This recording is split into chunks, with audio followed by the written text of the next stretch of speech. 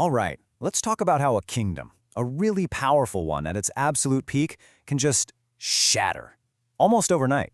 And this isn't just some dusty old story. It's an incredible look at leadership and how it can all hinge on a single disastrous choice. So really, how does something like that even happen? How can a nation that seems totally unbeatable just crumble? Well, this story gives us a shockingly clear answer, and it all boils down to a brand new king and the very first test of his leadership. Let's get into it. Okay, so our story starts with a guy named Rehoboam. He's the son of the famous King Solomon, and he's heading to a place called Shechem because all of Israel is gathered there to officially make him king. So on the surface, this looks like a big party, right? A coronation? But underneath all that, yeah, the kingdom is not happy. It's actually simmering with resentment. The moment he gets there, a group of people comes up to him with what sounds like a pretty reasonable request. They're basically saying, hey look, your dad, Solomon, great builder, sure, but he built everything on our backs. We're talking forced labor, crazy high taxes. So they ask him, just lighten the load a little bit and we will be your most loyal subjects. I mean, it's a pretty straightforward deal, right? Show us you care and we'll have your back. And what does Rehoboam say? He tells them, give me 3 days. Just like that. 3 days. And in that moment of hesitation, the fate of the entire kingdom is just hanging in the balance. Now, during those 3 days, Rehoboam actually does something smart. He goes looking for advice. But here's the problem. He gets two totally, completely different ideas about what it even means to be a king. First, he goes to the old guys, the elders who'd worked with his super wise father, Solomon. And their advice? It's pretty incredible. They tell him to lead by serving, to be a servant to the people. If he does that, they say the people will serve him forever. They're basically arguing that real strength, it comes from listening and being humble. But Rehoboam doesn't like that advice. So he goes to his buddies, the young guys he grew up with. And their advice? It's the exact opposite. It's all ego, all intimidation. They tell him he needs to show him who's boss. They say, tell the people, you thought my dad was tough? Huh, my pinky finger is thicker than my dad's waist. He used whips on you, well, I'm going to use scorpions. So there it is, 2 paths, lead with service or rule by fear. So, the 3 days are up. The people are all gathered, waiting to hear his answer.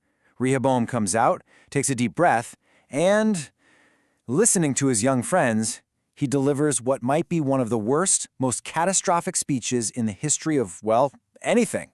And just look at this contrast here. It's so stark. The people made a simple plea, lighten our yoke, just a little relief. And the king's answer isn't just no. Oh no, it's a direct threat. I will make it even heavier. He didn't just refuse, he chose to escalate. He chose to dominate instead of lead. The reaction? It was immediate, and it was explosive. The 10 tribes in the north, they hear this and they know, right away, this king is not on their side. So they shout out this famous line, to your tents, Israel, look after your own house, David. And what that really is, it's a declaration of independence. Right there, in that moment, the powerful, united kingdom is finished. Over. And this really shows you the fallout. The kingdom literally splits in two.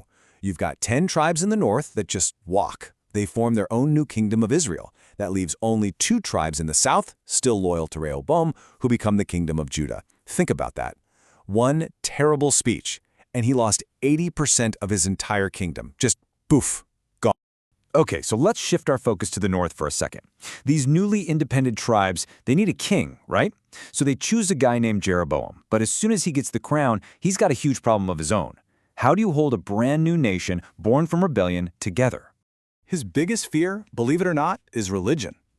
See, the most important place of worship for all the Israelites is the temple in Jerusalem. But Jerusalem is now the capital of the enemy kingdom. So Jeroboam is thinking, okay, if my people keep making pilgrimages down there to worship, eventually their loyalty is going to drift back to Rehoboam, and then they're going to kill me. For him, this is all about political survival. So to fix this problem, he comes up with this, well, kind of brilliant but also incredibly cynical 4-step plan. First, he gives them new gods. He builds 2 golden calves. Second, new places to worship. He sets up his own worship centers in Bethel and Dan to keep people from going south. Third, new religious leaders. He appoints his own priests, which was a huge break from tradition. And finally, a new holiday. He literally invents a new national festival to compete with the one in Jerusalem. And this right here is the real turning point. You see, what started as a political fight over taxes and labor has now become something way, way deeper.